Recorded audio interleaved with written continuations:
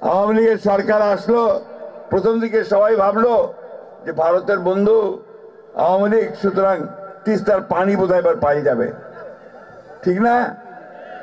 লবডঙ্ক 15 বছরে বাংলাদেশ থেকে বেঁচে দিছে, তিস্তার এক ফোঁটা পানি আনতে পারে নাই। শুধু তিস্তা নয় ভাই, 54টা নদী আছে যেগুলো ভারত থেকে আমাদের দেশে আসছে, সবগুলো নদীর উজানে তারা বাঁধ দিয়ে দিয়েছে।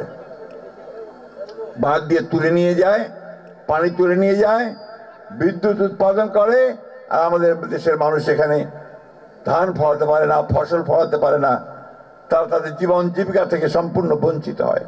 আমাদের জেলে যারা মাছ ধরেন তারা মাছ ধরতে পারেন না। প্রত্যেকটা মানুষকে আজকে সেই কষ্টের মধ্যে পড়তে হয়েছে। আজকে আমরা সরকারকে পরিষ্কার করে বলতে চাই, অন্তর্বর্তীকালীন সরকার, কথায় তো বলেন যে আমরা নিরপেক্ষ, তো নিরপেক্ষ কিন্তু এই জায়গায় থাকলে চলবে না। এই জায়গায় আপনাকে মুখ খুলতে হবে, ভারতকে বলতে হবে যে আমার পানির ন্যায্য হিস্সা আমি চাই। আর আপনি যেহেতু অন্তর্বর্তীকালীন সরকার, খুব তাড়াতাড়ি নির্বাচনটা দিয়ে জনগণের সরকারের হাতে ক্ষমতা দেন।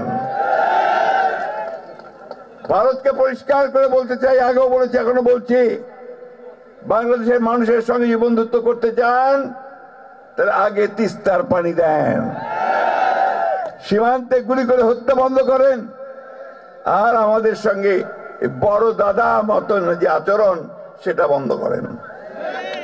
আমরা আমাদের পায়ের উপরে দাঁড়াতে চাই, আমরা আমাদের হিস্সা বুঝে নিতে চাই, আমরা অবশ্যই ভারতকে একটা বন্ধু ভাবে দেখতে চাই, কিন্তু সেই বন্ধুত্ব হবে সম্মানের সঙ্গে, আমার যে পাওনা সেই পাওনা বুঝে দেওয়ার সঙ্গে।